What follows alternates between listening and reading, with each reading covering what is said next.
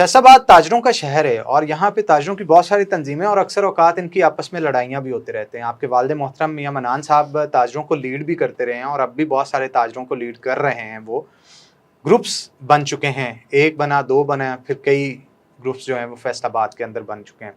तो मुझे ये बताइएगा कि बहुत सारे इत्तफा भी करते हैं ताजर मियाँ मनान साहब के साथ और बहुत सारे उनके मुखालिफ भी हैं। अमीन भट्ट ग्रुप है, अलाइड ग्रुप है और इसके साथ साथ आप असलम बल्ली लोग लोग हैं और ख्वाजा शाद रज़ाक सिक्का साहब हैं।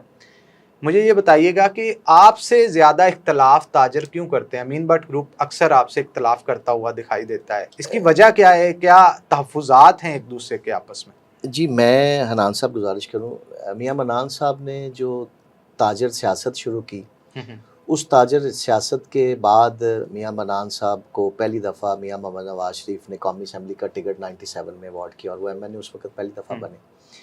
और उसके बाद जो है मियाँ मनान साहब की पहचान थी, वो ताजर थे, कराची से खैबर तक।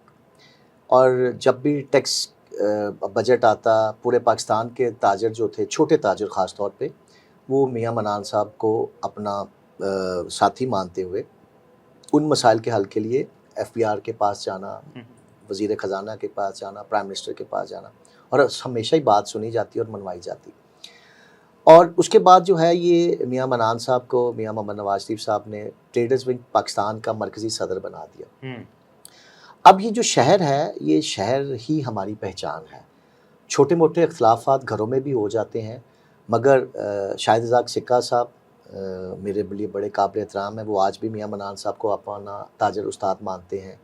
असलम भल्ली साहब सदर हैं अंजुमन ताजरान के, उनके वालिद उनके चचा भल्ला साहब, वो हम तो छोटे छोटे थे, हमने तो देखा है कि ये ताजर सियासत के अंदर इन लोगों का क्या किरदार होता था।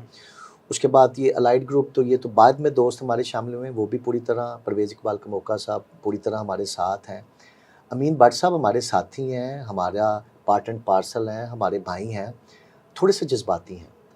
और जज्बात में आकर मैं कई दफ़ा छोटा होने के नाते भी उनको गुजारिश करता हूँ कि जज्बात के अंदर एहतराम वाला दामन कभी हाथ से नहीं छोड़ना चाहिए।